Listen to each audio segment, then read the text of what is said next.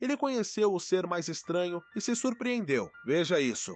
Era uma noite tranquila, na pequena cidade de Bela Vista, onde as estrelas brilhavam intensamente no céu. Pedro, um homem comum que trabalhava como mecânico, voltava para casa após um longo dia. Ele sempre procurava a tranquilidade em sua modesta residência, uma pequena casa de madeira cercada por árvores altas. Às vezes, ele ficava sozinho, mas isso nunca o incomodou. Ele gostava da companhia de seus pensamentos e das noites calmas. Naquela noite, Pedro estava particularmente cansado. Ele fez um jantar simples, um prato de arroz com feijão e rapidamente se acomodou no sofá, assistindo a um filme de ação. Enquanto a trama se desenrolava na tela, ele começou a sentir seus olhos pesados. Então, com a televisão ligada, ele acabou adormecendo. Não demorou muito para que um barulho estrondoso o despertasse. Ele se levantou, confuso, ainda tentando entender o que estava acontecendo. O barulho parecia vir do quintal. Pedro passou pela sala, olhou para o relógio e percebeu que já era de madrugada. Com um frio na barriga, ele se dirigiu para a cozinha e pegou uma lanterna. O silêncio da casa era perturbador e o som que o acordara continuava, um rugido distante como o de um animal. Com a lanterna em mãos, ele abriu a porta dos fundos e saiu para o quintal. A luz da lanterna iluminou as sombras das árvores e fez o vento assobiar sutilmente entre as folhas. Pedro tentou não pensar no que poderia encontrar, mas sua curiosidade superava sua hesitação. Ele se aproximou do som e, ao chegar perto do canto do quintal, viu algo que o deixou paralisado. Uma criatura estranha estava ali, meio escondida entre as sombras. Era uma mistura esquisita de cachorro e cavalo, com um corpo que lembrava um forte animal equino e a cabeça de um cão.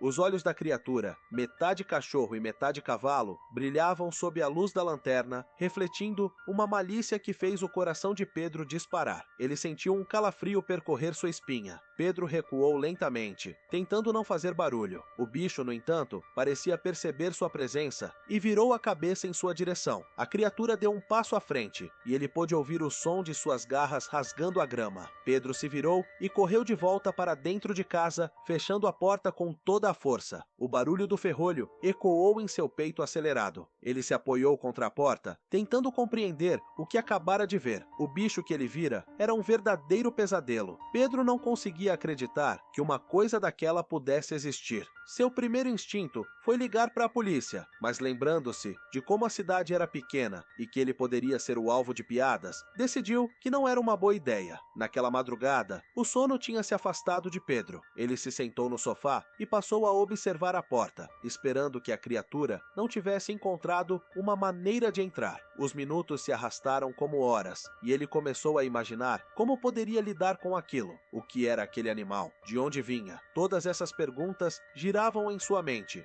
como um labirinto sem saída. Suas ideias o deixavam cada vez mais angustiado. Uma hora se passou e, sem saber o que fazer, decidiu que precisava de ajuda. Lembrou-se de seu amigo Marcos, um entusiasta de criaturas sobrenaturais e histórias de terror. Eles costumavam compartilhar histórias fantásticas e Marcos sempre tinha uma solução para qualquer problema bizarro. Com a mão tremendo, Pedro pegou o celular e discou para o número de Marcos. Após alguns toques, a voz de seu amigo soou do outro lado da linha, sonolenta e confusa. Alô, Pedro? O que aconteceu? É tão tarde. Marcos, você precisa vir aqui. Eu vi uma criatura horrível no meu quintal. É metade cachorro, metade cavalo. O quê? Pedro, você está falando sério? Isso soa insano. Eu sei que parece loucura, mas é verdade. Por favor, venha. Após uma resistência inicial, Marcos finalmente concordou em vir até a casa de Pedro. Ele prometeu que estaria lá em menos de 20 minutos, e isso trouxe um leve alívio ao coração de Pedro. Ele voltou a olhar pela janela, tentando ver a criatura novamente. Porém, desta vez, tudo estava em silêncio. Os minutos se arrastavam, e a ansiedade começava a tomar conta. O que se poderia fazer contra uma criatura daquela? Ele começou a imaginar todas as coisas horríveis que poderiam acontecer se o bicho decidisse entrar. A cidade ainda dormia, enquanto Pedro permanecia vigilante. Finalmente, o carro de Marcos apareceu na calçada. Pedro correu até a porta e a abriu rapidamente. Seu amigo estava parado na entrada, com um olhar preocupado em seu rosto. Ele vestia um agasalho, o que mostrava que havia sido inesperadamente retirado de seu sono.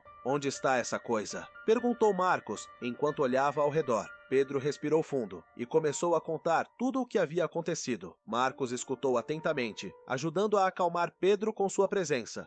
Depois de uma longa conversa, eles decidiram que precisavam uma abordagem estratégica. Era hora de investigar. Marcos sugeriu que eles armariam um plano. Pedro deveria ligar a luz do quintal para que pudessem ver melhor, enquanto ele buscaria algo para se proteger, como um bastão de beisebol. Com a mão trêmula, Pedro acendeu as luzes externas e a área imediatamente se iluminou. O quintal agora parecia menos ameaçador. Juntos, eles caminharam com cautela em direção ao local onde Pedro havia visto a criatura. Mas ao chegarem perto, o medo tomou conta novamente. Eles perceberam que o lugar estava vazio. "Você tem certeza que foi aqui?" perguntou Marcos com um tom de dúvida. "Sim, estava bem ali."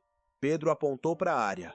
Naquele momento, um barulho rompente ecoou dos arbustos. Ambos se viraram de imediato, prontos para a ação. Uma sombra passou correndo, e logo, a forma da criatura apareceu novamente, desta vez mais perto. A luz iluminou seus olhos, mais brilhantes do que o de antes, e seu latido ecoou como um trovão. Marcos segurou o bastão bem firme e disse a Pedro para ficar atrás dele. A criatura parecia curiosa e intimidada ao mesmo tempo. Ela avançou lentamente e o medo, que inicialmente preenchia o coração de Pedro, agora se transformava em algo diferente, uma mistura de curiosidade e empatia. Por que a criatura estava ali? O que ela queria? Então, algo incrível aconteceu. A criatura parou de se mover e começou a se aproximar de forma amigável, como um cachorro que busca carinho. A tensão no ar começou a desaparecer e Pedro se sentiu mais corajoso. Ele se agachou e, hesitante, estendeu a mão.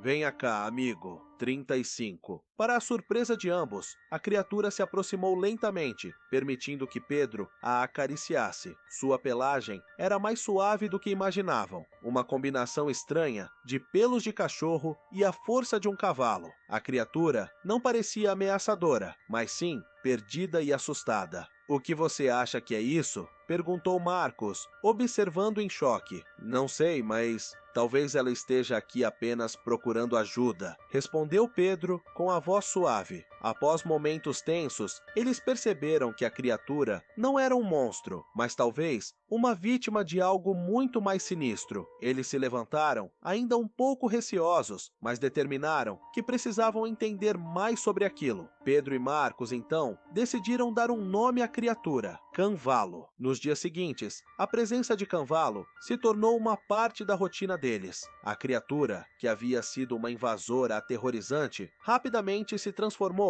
em uma amiga leal e quase uma mascote para Pedro e Marcos. Eles descobriram que Canvalo tinha medo de fogo e barulhos altos, o que explicava seu comportamento na primeira noite.